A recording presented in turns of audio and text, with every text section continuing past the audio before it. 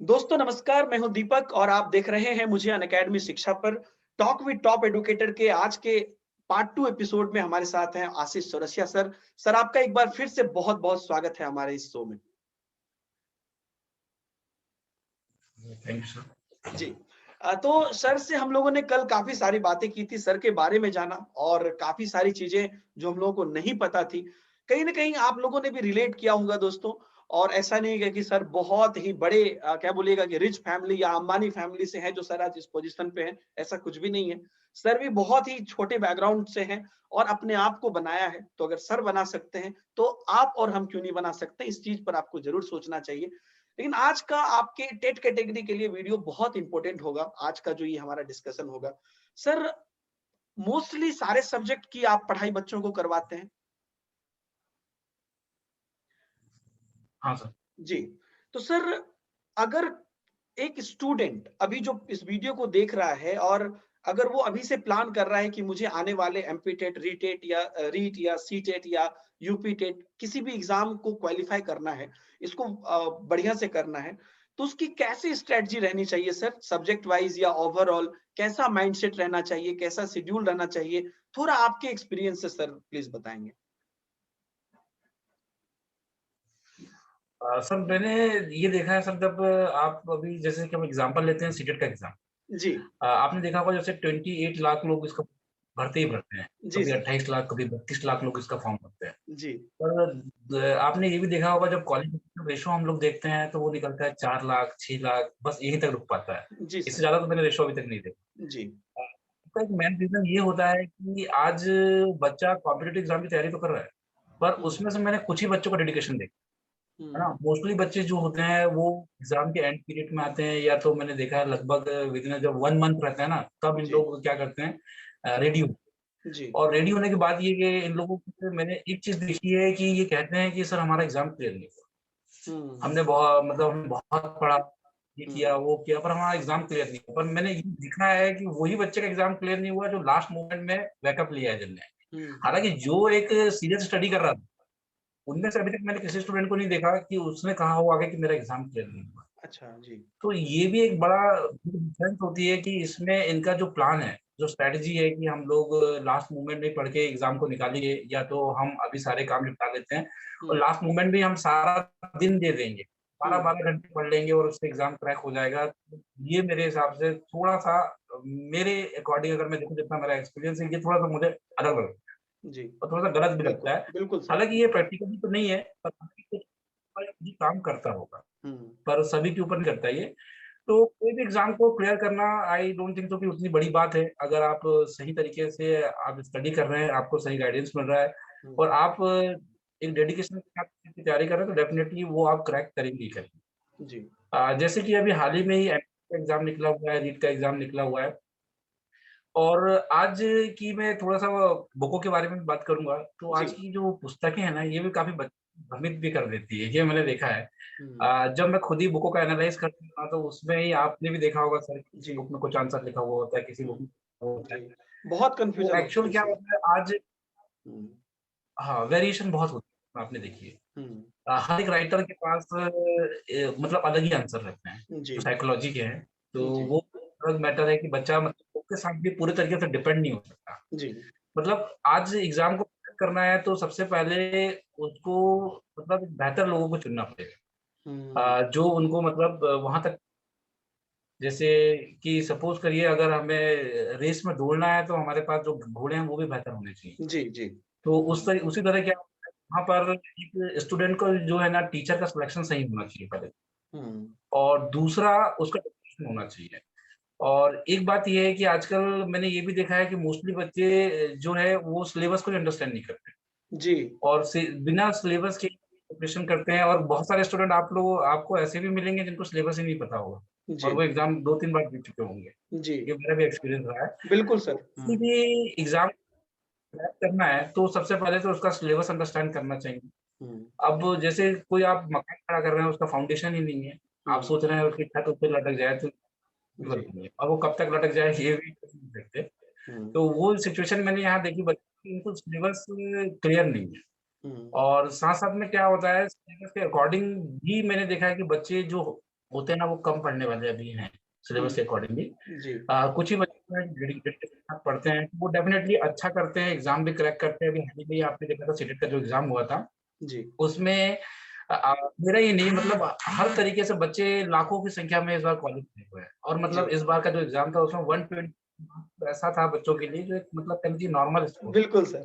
हाँ हाँ, तो ये भी था। तो दोस्तों मैं ये कहूंगा कि जैसे कि कभी भी आपको अगर एग्जाम क्लियर करना है, तो सबसे पहले आप उसका बेस रखें सिलेबस। जी आप पहले सिलेबस को अच्छे से अंडरस्टैंड करें, देन आप टॉपिक क्लियर करें, जो आपका कॉन्सेप्ट है उन चीजों को क्लियर करें, और उसके बाद आप बेस्ट प्रैक्टिस लगाएं आप। जी और एग्जाम क्लियर करने का एक मैंने देखा, ये मेरा खुद का एक्सपीरियंस है। जी बहुत सारे बच्चे कहते हैं कि हमारा टाइम मैनेजमेंट नहीं हाँ होता। टाइम मैनेजमेंट इसलिए नहीं होता कि वो घर पे प्रैक्टिस ही नहीं करते। मैंने कई बार हम्म ये चीजें बच्चों को बताई है कि जिस तरह से आप एग्जामिनेशन हॉल में 3 घंटे बैठने वाले हैं, हम्म ऐसा आप लगभग 10 सेट आप लगा लेते हैं।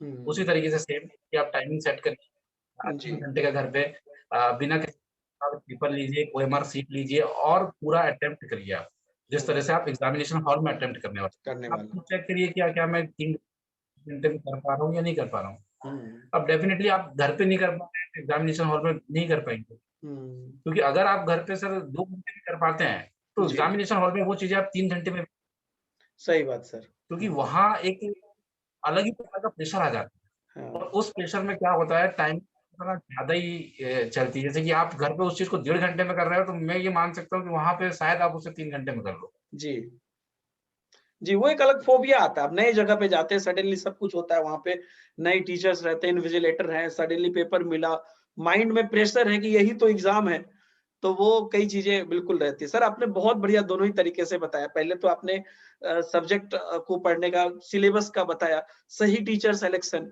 सही तरीके से पढ़ना। अब कई बार बच्चे को सर, सही बोला आपने, मैंने भी महसूस किया है, सिलेबस नहीं पता है, टीचर क्या पढ़ा रहा है, आपको पता ही नहीं कि वो सिलेबस में है कि नहीं है। कुछ कुछ भी चल रहा है, कई बार ऐसा भी होता है। तो वो भी आपको एज़ ए स्टूडेंट पता होना चाहिए कि हमको ये चीज़ हमारे सिलेबस में है और उसके साथ-साथ सही तरीके से। लेकिन सर, क्या है कि बच्चे ना कई बार भटक जाते हैं। भटक कैसे जाते हैं सर? अभी आप यूट्यूब, मतलब आप एक बेहतर यूट्यूबर हैं। यूट्यूब पे डेली लाखों चैनल बन रहे हैं सर। टेट कैटेगरी में 500, 50, 100 चैनल डेली बन रहे हैं। करोड़ों चैनल हो गए हैं यूट्यूब पे टेट कैटेगरी के। अगर आप खोलिएगा एक चीज़ पे तो, और आपसे बढ़िया-बढ़िया थंबनेल बनाने वाला है, आपसे बढ़िया-बढ़िया फ़ोटो लगाने वाला है आदमी है। आपसे बढ़िया-बढ़िया वर्ड भी लिख देता है सर, कि हम 5 मिनट में 500 क्वेश्चन बताएँगे और यही 500 क्वेश्चन एग्ज़ाम में आएँगे। तो बच्चे दिग्भ्रमित हो जाते हैं सर। तो यहाँ पर मुझे लगता है कि आपसे बेहतर इस बात को कौन समझा पाएगा सर, कि कैसे बच्चे अपने माइंड को, कि टाइम तो बर्बाद हो गया और एक बार अगर गलत कुछ देख लिया तो कन्फ्यूजन भी क्रिएट हो गई। तो और शॉर्टकट की चीज़ों में फँसने से बहुत चीज़, तरह की मेंटालिटी भी खराब होती है। तो कैसे इन सभी चीज़ों से राइट टीचर कैसे सेलेक्ट करें सर? सर मैंने ये देखा है, बच्चे को ये जो पॉइंट आपने कहा ना, ये बहुत ज्यादा अट्रैक्ट करते हैं। जी, और मेरा तो अच्छा खासा एक्सपीरियंस रहा है इसमें। जैसे जी, कि आप अगर कहा कि जो मुद्दे हैं, जी। जैसे कि किसान आंदोलन चल रहा था, हाँ, जैसे अभी आपने हाल ही में ही देखा था, हैशटैग चल रहे थे टैट के लिए, है ना? जी। मतलब या तो नरेंद्र मोदी जी जो हमारे प्रधानमंत्री जी हैं, इनके अगेंस्ट भी अभी यूट्यूबर, मतलब मैं कहूँगा कि टैट कैटेगरीज के यूट्यूबर की बात कर रहा हूँ, कि अच्छा, मतलब काफी इनके अगेंस्ट बातचीत चल रही है। अच्छा। ठीक है, इसमें हैशटैग भी चल रहे थे, जिसमें मतलब मेरा एक मतलब कड़ा कहना चाहिए, मेरी आलोचना हुई थी उसमें कि सर आप कुछ भी नहीं कर रहे हो, आप बच्चों के साथ ओह! नहीं हो, है ना? अच्छा, आप प्रधानमंत्री उनके खिलाफ नहीं बोल पा रहे हो, या तो आप कोई ऐसा हैशटैग नहीं चला रहे हो अच्छा। जो चला हुआ था, हाँ, तो उसके बावजूद मैंने नहीं चलाया था। एक्चुअली हुँ, इस तरह के जो मतलब ये सारी चीज़ें करता है ना, ये बच्चों को ज़्यादा आज मैंने देखा कि चीज़ें अट्रैक्ट कर रही अट्रैक्ट है। करती है। हुँ, और यही लोग क्या करते हैं, बच्चों को ना डेफ़िनेटली गुमराह करते हैं। इन चीज़ों से कुछ कुछ भी नहीं होता। सही बात। आपके हैश मुझे नहीं लगता सर, ये यहाँ नहीं बोलनी चाहिए यूट्यूबर, पर मुझे नहीं लगता कि ये हैशटैग चलाने से हम लोग किसी एग्ज़ाम को बदल सकते हैं, या एकदम तो सही उसका बात पैटर्न बोली में सर। बदलाव लेकर आ सकते हैं। हुँ, हुँ, तो वो चीज़ मैं थोड़ा-सा, जो चीज़ें प्रैक्टिकली होती है ना, वही मैं करता हूँ। तो उस हुँ, वजह से क्या हुआ था, थोड़ी-सी ज़रूर क्रिटिसाइज़ किया गया था, पर मैंने उस क्रिटिसाइज़ के बाद भी मैंने नहीं किया हुँ, ये हुँ, चीज़ें। हुँ, तो ये चीज़ें मैंने देखा कि जैसे कि आज कोई बताता है कि तुक्का किस तरह लगाया जाए, हाँ, तो वो उसमें आप देखना बच्चे को बहुत ज़्यादा आता है कि हाँ, तुक्का कैसे मिलियंस लगाया जाए। मिलियंस मैंने बच्चों को हाँ, ये बताया, जी, हाँ, कि तुक्के जैसी कोई चीज़ होगी नहीं, जी, है ना? बाय मिस्टेक लग भी गया, दिन में लग जाएगा, बाकी का नहीं लगेगा। आप जब तक पढ़ोगे नहीं, मतलब कहना सही चाहिए ना, बात वो बिना सेवा के मेवा नहीं मिलेगा। तो है। मैंने जी। ये समझाने की कोशिश किया, पर बच्चे एक्चुअली क्या है, माइंड सेट कर चुके हैं। हुँ। आज ये है कि मेहनत कोई नहीं करना चाहता, हाँ ये मैंने सर। देखा। जो मेहनत करेगा सब तो बढ़ता ही है। मेरा खुद का एक्सपीरियंस रहा है, मेरे काफ़ी फ्रेंड रहे हैं, हाँ, जो काफ़ी रिच फैमिली से बिलॉन्ग करते हैं। हुँ। हाँ, उनकी फैमिली काफ़ी अच्छी थी, जब वो मेरे साथ पढ़ा करते थे, तो बड़ी-बड़ी बाइक, हुँ। जी। उनके कपड़े भी काफ़ी कॉस्टली थे, तो वो चीज़ मैंने देखा। पर आज वही मेरे पास आते हैं जॉब के लिए। हुँ। जो हम यहाँ रखते हैं ना, जी। मैनेजमेंट, तो उनमें जी। से सारे 1-2 तो मेरे पास आते हैं अभी। हुँ। हमको भी दे दीजिए जॉब, है ना? जी। तो 1-2 को, 1 को तो मैंने रखा भी है उनमें से, अच्छा, अच्छा। मतलब अपने ये जो वगैरह क्रिएट करने के लिए। जी, तो जी, ऐसी जी। सिचुएशन भी आती है, ये भी देखना कि मतलब समय और कुछ होता है और कुछ और भी हो जाता है। बिल्कुल सर। तो सर हमारा पॉइंट ये था कि बच्चों को किस तरह से सही रास्ता में लेकर आया जाए। हुँ। फिर क्या हो गया है कि मतलब कोई एक करे ना ये, तो हुँ। आई थिंक बच्चा वहाँ तक जाए। जी। एक्चुअली क्या होता है, लोग देखते हैं कि एक, हुँ। मास वही है चल ना, रहा है। इसमें, हुँ। हाँ, मतलब बच्चों का बेनिफिट हो रहा है या लॉस हो रहा है, इट डज़न्ट मैटर, है ना? जी। उसको किसी को कोई परवाह नहीं है। हुँ। एक्चुअली परवाह है कि अब ये करने से बेहतर ऑडियंस आ रही है, ऑडियंस को हम यहाँ से कैच कर पा रहे हैं, या कैच कर बच्चों को पाएँ। ये पसंद आ रहा है तो यही करो। जी। हाँ, तो जो बच्चों के फेवर में हो या ना हो, तो हुँ। जब सर सभी लोग वो काम करेंगे ना, और कोई एक नहीं करेगा ना, वो एक के फेवर में कोई नहीं जाएगा। तो जो जी। है जो सब कर रहे हैं ना, उसी जी। तो ये है, तो उन लोगों से भी ना बच्चा जो है ना यहाँ पे आज सही सिलेक्शन नहीं कर पा रहा है। हाँ, हालाँकि है कुछ, पर वो एक्चुअली वो चीज़ें मैंने देखी सर, जिसके पास ना एज मैच्योरिटीज़ होती है। जी। जिसके पास मतलब जो लगभग 25 प्लस हो या तो 28 प्लस हो, उन लोगों जी। का सिलेक्शन ऑटोमैटिकली सही ही रहता है, ये बात देखी है। हुँ। हालाँकि गुमराह कौन हो रहा है, जो अभी नहीं समझ पा रहा। तो जी। नया-नया एज का बच्चा आ रहा है, 21, 20, तो ज़्यादातर मैंने देखा है कि इस तरह की फील्ड में जा रहा है। जी। अब उसको सुधारने का एक तरीका है, पर उसके लिए ये है कि हमें सभी को सुधारना पड़ेगा, जो कि कोई पॉसिबल नहीं है। जी। आज देखिए सर हर वही कोई अगर एक नया बच्चा यूट्यूब चैनल बच्चा बना अगर रहा खुद में इस चीज़ को समझे, क्योंकि आप टीचर बनने वाले हैं, टीचर बन के आप बच्चों का भाग्य विधाता करेंगे, भाग्य निर्माता आप बनने बनने वाले हैं और आप खुद गुमराह हो रहे हैं, तो फिर आप कैसे टीचर बनेंगे? है। ये तो बहुत बड़ा प्रश्न है ना सर फिर। सर जी। वो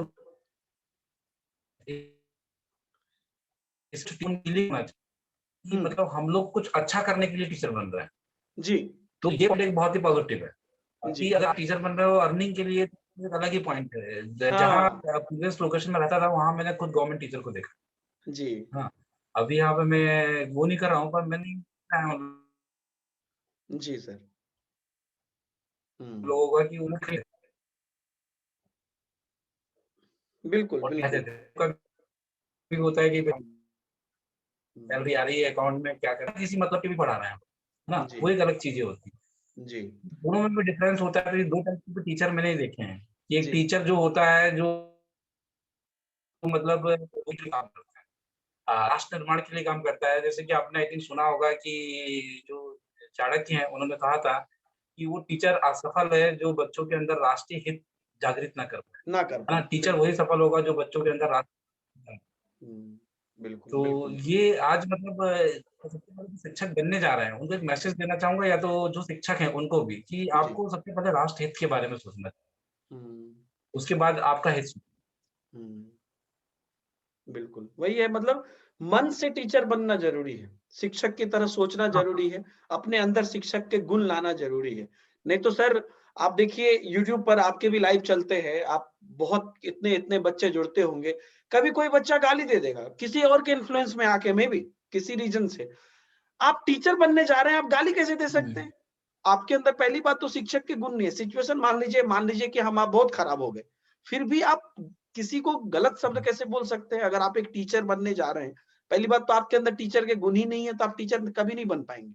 ये चीज़ कई बार क्लास में होती होगी, किसी भी रीज़न से अगर बच्चे ऐसा करते हैं, तो ये तो सरासर पहली बात अपनी सोच को बल बनाइए। सोच अगर आप मैच्योरिटी वो लाइएगा, कई बार कम उम्र में भी बहुत लोगों को जैसे कि आप सर 12th किए थे, तभी से ही आपके अंदर काफ़ी मैच्योरिटी होगी क्योंकि आपको काफ़ी चीज़ ज़िम्मेदारियाँ थी। तो कई बार कम उम्र में भी लोग अच्छी समझ रखने लगते हैं। लेकिन सही दिशा में सोचेंगे तो और समझ बढ़ेगी। अगर पता तो होता ही है ना सर, अभी सबको पता है क्या कि नहीं ये गलत, अगर मान लीजिए कि इन्फ्लुएंस हम होते हैं या ये शॉर्टकट है, भीतर से सबको पता होता है कि नहीं, मतलब ये तो सही रास्ता नहीं है। लेकिन फिर भी लोग कहीं न कहीं एक कॉन्शियस माइंड में रख के उसको चूज़ कर लेते हैं। लेकिन पता तो सबको है कि मेहनत ही एक चीज़ है। ये तो जो बच्चे इन्फ्लुएंस हो रहे हैं कि 5 मिनट में तुम 500 क्वेश्चन कर लो, तो वो भी तो उनको भी पता है क्या कि उसमें क्या होगा। तो कहीं न कहीं बच्चे को ये बहुत सही बात आपने कही कि अपने मतलब चीज़ों को बहुत सही नज़रिए से उनको देखना पड़ेगा। सर सीटेट में जो बच्चे क्वालीफाई या स्टेट टेट की, जैसे बड़ा अच्छा बात आपने बोला कि इतने बच्चे एग्ज़ाम देते हैं 28-30 लाख, इतना ही कम सिलेक्शन क्यों होता है? ऐसा भी नहीं है कि आप 90 जो भी लाया सेलेक्ट होगा, तो किसी का आगे-पीछे होने की भी बात नहीं है। तो ऐसा अगर मान लीजिए कि आज से कोई बच्चा रूटीन बनाना चाहे कि मुझे पढ़ाई करनी है और बच्चे को मैथ से डर लगता है सर, बच्चे को इंग्लिश से डर लगता है। ये इंडिया की, मैं अगर अब नॉर्थ इंडिया की कॉमन बात बताऊँ तो। इन सब सब्जेक्ट की बच्चे कैसे तैयारी करें? और बाकी जो बचे हुए सब्जेक्ट हैं जैसे सीडीपी है, ईवीएस है या जो लिटरेचर है, तो थोड़ा-सा सब्जेक्ट वाइज़ अगर आप बताना चाहें सर, क्योंकि हर सब्जेक्ट का आपको एक्सपीरियंस है। सर आवाज़ जा रही है मेरी? सर जैसे कि आपने कहा कि मतलब जी, सब्जेक्ट वाइज, जी। जी सर।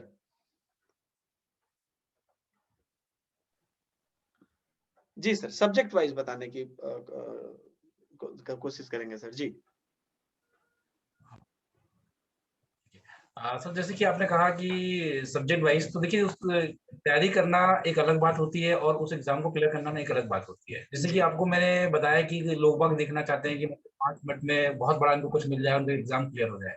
जी, वो एक्चुअली एक प्रकार का भ्रम है। जी। वो भ्रम में ना बच्चों को ना आनंद भी आता है ना? हाँ। बच्चा मतलब इसी कुछ, मैंने देखा है कि आप ऐसे देखते हो, मैंने कुछ बच्चों से पूछा भी, हुँ, तो बच्चे ने जवाब दिया कि इसलिए देख लेते हैं कि अगर जैसे कुछ फ़ायदा नहीं भी हुआ, हुँ, तो 5 मिनट ही जाते हैं, 5 मिनट लिखा रहता है उसमें, हुँ। 5 मिनट चले जाएँगे, अगर वो फ़ायदा हो गया तो हो सही सकता बोला है सर। कि 5 घंटे का भी फ़ायदा हो जाए, है ना? हुँ, तो इस तरह की एक थिंकिंग भी उनके है, जो मतलब इस तरह की वीडियो में वो अट्रैक्ट हो रहे हैं। हाँ। और काफ़ी ऐसे लोग भी हैं जो मतलब बताते भी हैं कि सर, जैसे कि अभी हाल ही में ही मैं एक एक्सपीरियंस बताता हूँ अगर आपको। जी, एक लड़की है, वो आई थिंक उनका मैसेज आया, वो काफ़ी दिनों से मैसेज कर रही थी। एक्चुअली मैं अच्छा, व्हाट्सएप विज़िट विज़िट नहीं करता, है अच्छा, ना? तो वो काफ़ी दिनों से रेगुलरली मैसेज कर रही थी, तो उन्होंने बताया कि उनके फादर नहीं है और अच्छा। वो भी, उनकी मदर भी नहीं है, वो नानी के पास रहती है और वो उनके तो नाना जी भी नहीं थे और वो भी ट्यूशन पढ़ा के ही कर रही है। तो वो उन्होंने बताया कि मेरे पास पैसे नहीं थे, मैं ट्यूशन पढ़ा कर करती हूँ, अपना घर वगैरह चलाती हूँ और हुँ, मेरे पास टाइम भी नहीं था, हुँ, कि वो सुबह 6 बजे से लेकर रात 11 बजे तक ट्यूशन देती हैं। हुँ, तो उसके बाद उन्होंने बताया कि टाइम नहीं था, इसलिए मैंने आपकी एक प्लेलिस्ट देखी थी 500 बेस्ट क्वेश्चन की हुँ। और उससे मेरा एग्ज़ाम क्लियर हुआ है। वाह! वो एक फीलिंग थी, मतलब सर, वो बड़ी फीलिंग थी मेरे लिए। मैं क्योंकि बिल्कुल, 10,000 बच्चों को भी क्लियर करा देता ना, तो मेरे को बिल्कुल एक ही सर। बच्चे से फ़ील आया। वाह! वो भी एक चीज़ होती है, इस तरह के फीडबैक मैं देखता हूँ ना, तो कहना चाहिए, ऐसा लगता है कि छोटा काम ज़रूर कर रहे हैं, पर ये बड़े काम बिल्कुल से सर, ज़्यादा नहीं बेहतर है। ये मतलब उसके बाद जो सर चैन की नींद आती है ना, बिल्कुल वो आप फ़ील कर रहे होंगे। हाँ, वो मतलब एक एक जिसके पास समय नहीं और आपने कुछ ऐसा कर दिया है, आपने कुछ ऐसा रख दिया है, जिसको देखकर वो जो है अपने जीवन में कामयाब हो गए हैं। ये बहुत बड़ी बात है सर। ये मुझे लगता है कि ये जो आशीर्वाद है ऊपर वाले का मिल रहा है, यही वजह से आप आगे भी बढ़ रहे हैं और बहुत ऊपर वाला आपको आगे ले भी जाएगा सर। सर सीटेट कैटेगरी में बात करें तो जैसा आपने बोला कि कमर्शियल आपने सॉरी, एजुकेशन हो गया है। जी सर। हाँ, सर आप, मैंने क्वेश्चन कंप्लीट नहीं किया। जैसे आपने पूछा कि मतलब उसकी सब्जेक्टों की तैयारी कैसे जी करें मैं बच्चे? उसी वही मैं फिर से पूछने वाला था सर। जी। जी। सर वो एक्चुअली क्या होता है, जो सीटेट का एग्ज़ाम है, ये तो पेडागॉजी बेस्ड है जी। और ये चीज़ मैंने एनालाइज़ की है। पेडागॉजी आपको हिंदी में भी रहेगी, इंग्लिश में भी रहेगी, मैथमेटिक्स में भी रहेगी, सभी में रहती है और ये ऑलमोस्ट कहीं न कहीं रिलेशन रखती है। जी। एकदम डिफरेंट नहीं है कि मैथ्स का पेडागॉजी बिल्कुल ईवीएस से डिफरेंस है, तो ऐसा कुछ भी नहीं है, ये एकदम रिलेशन के साथ है ये। जी। और अगर जिसने डेफिनिटली अगर पेडागॉजी अंडरस्टैंड कर ली, तो वो सीटेट को क्लियर कर जाएगा। अगर वो कंटेंट में थोड़ी कम मेहनत भी कर रहा है ना वो, मतलब उतना जी। ज़्यादा कंटेंट में फोकस भी नहीं कर रहा है और जी। पेडागॉजी में मोस्टली फोकस कर रखा है उसने, जी। तो डेफिनिटली वो एग्ज़ाम क्रैक क्लियर कर है। जाएगा। और पेडागोजी ऐसी है जो अंडरस्टैंडिंग बेस्ड है। हम्म, आप उसको बहुत ज्यादा पढ़ के या क्वेश्चनों को याद करके आप सीटेट का एग्जाम कभी क्लियर नहीं कर। जी, आप अगर हजारों क्वेश्चन भी तैयार कर ले, 10,000 क्वेश्चन भी आप पढ़ लें, तो भी सीटेट का एग्जाम क्लियर नहीं होगा जब बिल्कुल तक सही। आप उस पेडागोजी की मतलब अंडरस्टैंडिंग नहीं बनाएंगे। हम्म, अब जैसे ही आपने अंडरस्टैंडिंग बनाई, तो मेरे हिसाब से ना 100 क्वेश्चन भी बहुत है। बिल्कुल, अगर आपकी अंडरस्टैंडिंग बन गई है, तो 100 क्वेश्चन भी आपको वो 10,000 क्वेश्चन तो भारी पड़ेंगे। बिल्कुल, क्योंकि ये जो एग्जाम है इसको मैंने एनालाइज किया, जैसे कि ये यूपी टेट से बिल्कुल डिफरेंट है। जी, हालांकि यूपी टेट में आपको जरूरत है कंटेंट। हम्म, जैसे रीट का एग्जामिनेशन अभी हाल में होने वाला है, तो रीट में आपको ऐसा कंटेंट की जरूरत है। हम्म, पेडागोजी उसमें एक रेयर है, मतलब कहना जी, चाहिए ज्यादा से ज्यादा 30 नंबर की पेडागोजी है 50 क्वेश्चंस में, बाकी तो कंटेंट बेस्ड होगा।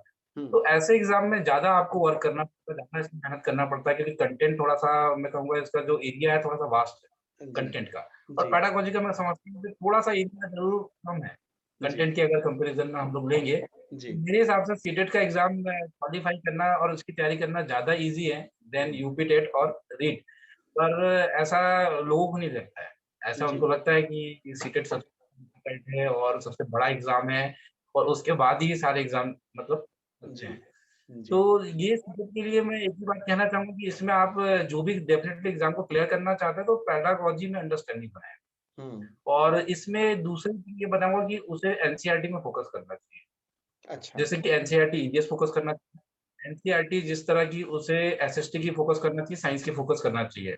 हम्म, जैसे एसएसटी की भी ज्यादा भी नहीं कर पा रहा है, तो उसे 7th 8th की एनसीईआरटी कंप्लीट रखें। हम्म, हालांकि अगर देखें हम लोग, तो सर भी नॉलेज में या हमको या आपको सभी को एनसीईआरटी पता होना चाहिए। बिल्कुल, एक्चुअली अगर देखें बिल्कुल तो सर, मेरे को ऐसा बिल्कुल, लगता है कि एनसीईआरटी का होना चाहिए। हम्म, और उसमें आप देखेंगे ना, तो जैसे एसएसटी का ही आप उठाकर देखेंगे सर कभी पेपर, तो उसमें एनसीईआरटी के इतने काफी ज्यादा क्वेश्चन होंगे उसमें। जी, वो उसका एक रीजन है रहा है, क्योंकि आपको एक्चुअली टीचर बनना है वहाँ सेंट्रल गवर्नमेंट का, हम्म, और सेंट्रल गवर्नमेंट में एनसीईआरटी की बुक ही आपको टीच करनी है, और वो बुकों का ही नॉलेज नहीं है आपको, तो फिर आप वहाँ टीच सही कैसे बात है, करेंगे। तो वो भी एक मैंने सीखा है सीटेट की एक बेसिक कहना चाहिए साइकोलॉजी है, कि वो वही चीजें पूछता है जो आपको पढ़ानी है। हम्म, वो आपको 6 to 8 में वो कभी भी 11 12 का नहीं पूछेगा कोई क्वेश्चन। जी, आपने तो एनालाइज किया ही होगा पेपर, तो 11 बिल्कुल 12 सर, का नहीं पूछता, वो एट 8 का ही पूछेगा। जो आपको एक्चुअली करना क्या है है, वही बच्चों की आपसे एनसीईआरटी पूछता क्लियर है नहीं वो, है। हम्म, बिल्कुल, जो आपको मतलब पढ़ाना है, जिस लेवल में आपको पढ़ाना है, वही आपसे पूछता है वो। जी, तो यहाँ जी, पे कहीं न कहीं सबसे पहला, अगर कोई पहला स्टेप ले रहा है, तो जी, मैं तो यही सजेस्ट करूँगा उनको कि सबसे पहले वो एनसीईआरटी कंप्लीट करें। जी, और जिस लेवल में वो टीच कर रहा है, उस लेवल की एनसीईआरटी कंप्लीट करे वो। जी, और उसके बाद सेकंड स्टेप रहेगी साइकोलॉजी की, और तीसरी स्टेप रहती है उसकी जो सिलेबस अंडरस्टैंडिंग। जी, बस ये अगर 3 काम वो करता है, तो डेफिनिटली उसको कोई रोक नहीं पाएगा मेरे हिसाब से एग्ज़ाम को क्लियर करने जी, जी, जी, बिल्कुल सर, यहाँ पर ना एक और क्वेश्चन मैं आपसे पूछना चाहता हूँ, जो मैंने आज तक किसी से नहीं पूछा है सर, लेकिन मुझे लगता है कि आप इसका बहुत बेहतर बच्चों को एहसास करा पाएँगे। अभी तक सब एग्ज़ाम क्वालीफाई करने की ही बात करता है सारा स्टूडेंट कि हम एग्ज़ाम क्वालीफाई कर लें। मैं चाहता हूँ सर कि आप थोड़ा-सा बच्चों को ये विज़ुअलाइज़ेशन दीजिए, क्योंकि आज के समय में गवर्नमेंट स्कूल में कोई भी अपना बच्चा नहीं भेजना चाहता है, लेकिन हम बनना चाह रहे हैं गवर्नमेंट टीचर ही। तो आने वाले समय में आप देखते हैं कभी एक वीडियो वायरल हो जाता है कि उस टीचर को जनवरी का स्पेलिंग लिखने नहीं आता है। कभी एक वायरल हो जाता है कि ये टीचर को पूछा गया, भारत के प्रधानमंत्री कौन है? तो वो मुख्यमंत्री का नाम बता रहे हैं। ऐसे कई सारे वीडियो वायरल होते हैं। तो सर बच्चे ना अभी ये नहीं विजुअलाइज़ कर पा रहे हैं कि मुझे एग्ज़ाम देने के बाद भी कुछ करना है। उनको लग रहा है कि एग्ज़ाम क्वालीफाई हो गया मतलब हो गया। थोड़ा-सा आप थोड़ा-सा उनको ये विज़न दिखाइए कि ज़िंदगी के 60 साल उनको क्या करना है और अभी अगर वो पढ़ते हैं, जैसा आपने अभी बोला कि सर आपको वही पढ़ाया जा रहा है, वही पूछा जा रहा है जो आपको आगे पढ़ाना है। तो ये जो पढ़ाई है, क्या वो उनके एग्ज़ाम तक ही सीमित है या आगे कैसे वो चीज़ उनको एक बेहतर टीचर बनने में मदद करेगी? थोड़ा इस पर सर आप ज़रूर अपनी टिप्पणी करिए।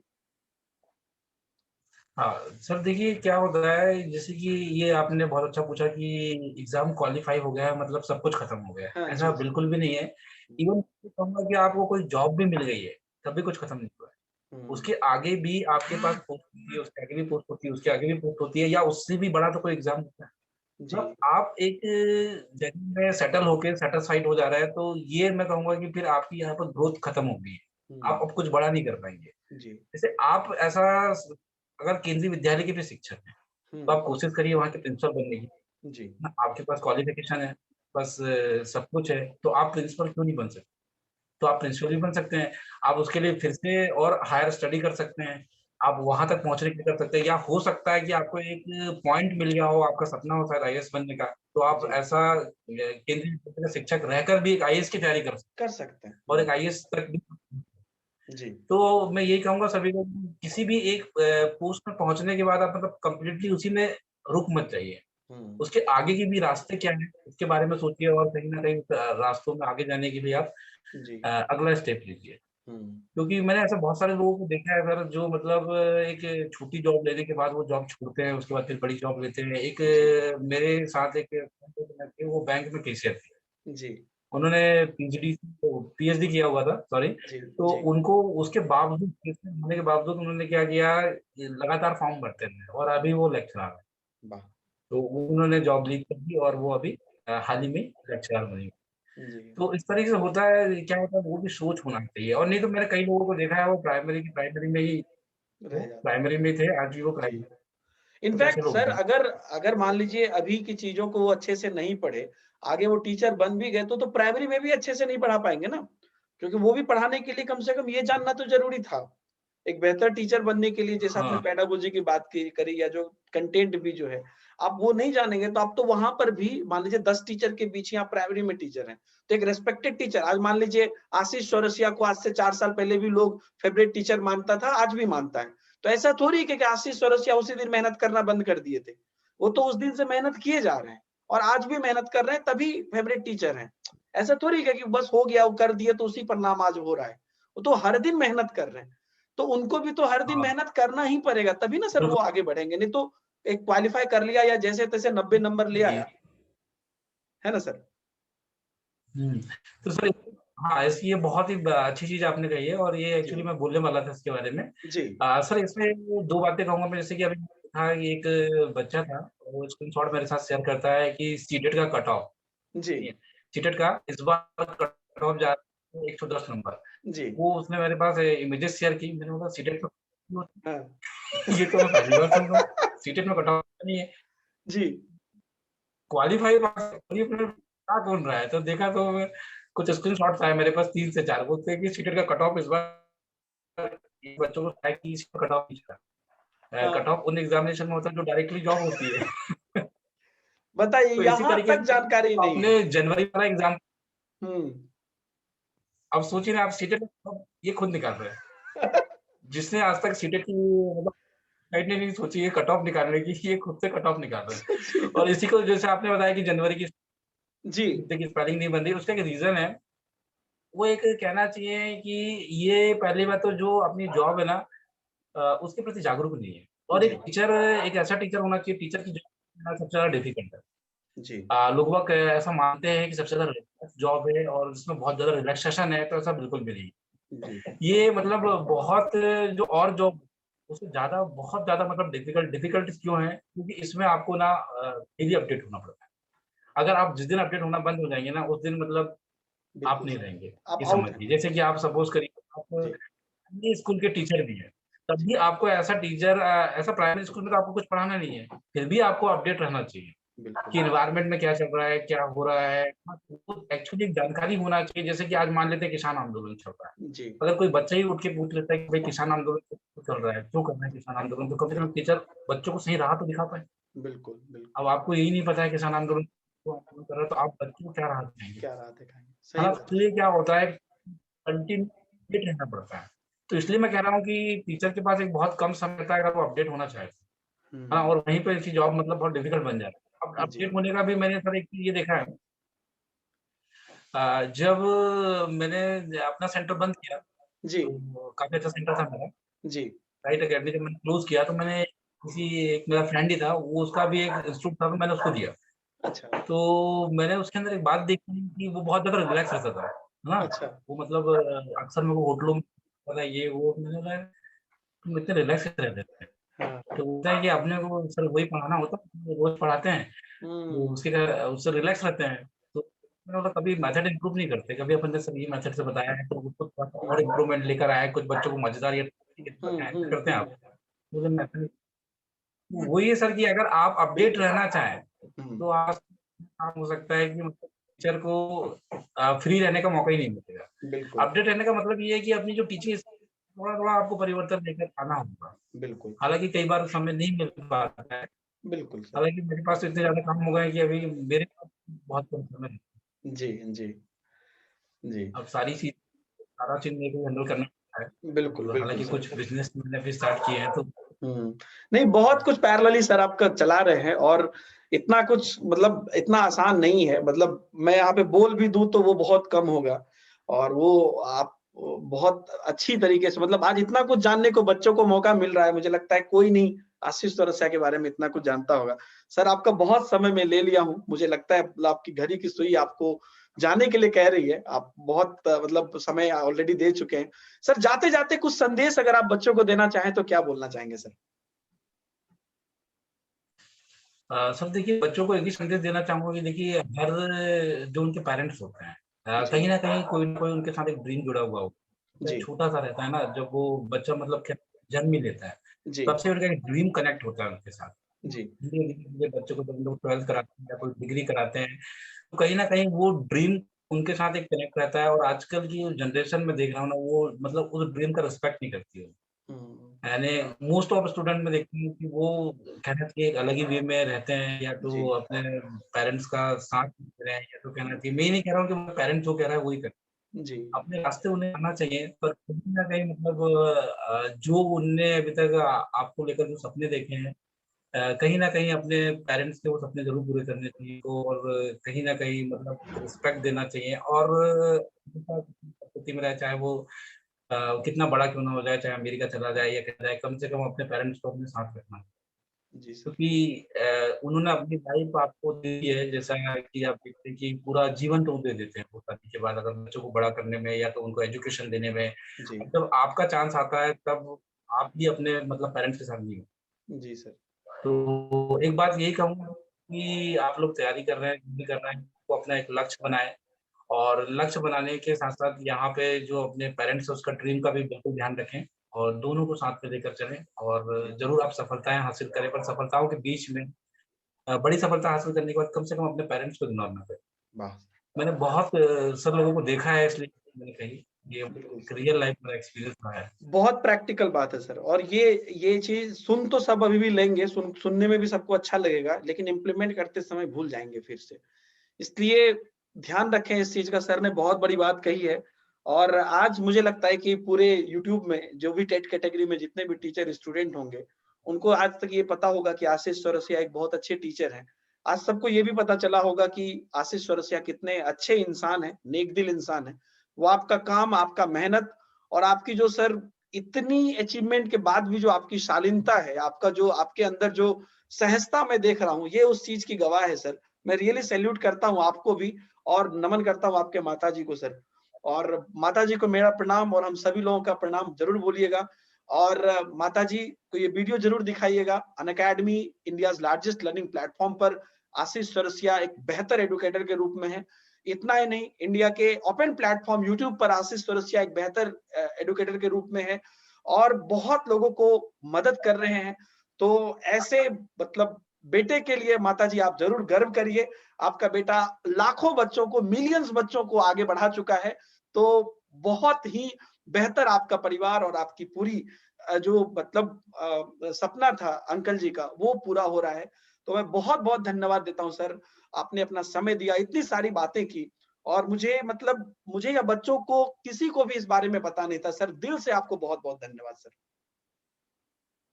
सर एक्चुअली वो पता इसलिए नहीं था एक्चुअली मैं ही बताना नहीं चाहता था, वो तो आज मैंने जी। पहली बार यहाँ पे बताया है जी, और जी। सर कि मेरे काफ़ी लिए बच्चे बहुत सौभाग्य की बात है कि मैं आपके सामने बैठा हूँ और ये चीज़ जो है हम लोगों ने जाना, हम लोगों ने सुना और मुझे लगता है कि सर अभी तक बच्चों को ये लग रहा होगा कि अरे भाई ये तो बड़े आदमी हैं, करोड़पति आदमी हैं, इन लोगों का क्या है, ऐसे मिलियंस में रहते हैं। लेकिन आज उनको ये भी ये पता चले कि आप जो अपने छोटे-छोटे स्ट्रगल के लिए जो ये करते रहते हैं, अरे मेरा तो ये घर में खाना बनाना पड़ता है, मुझे तो ये उठना पड़ता है, मेरा तो ये काम है।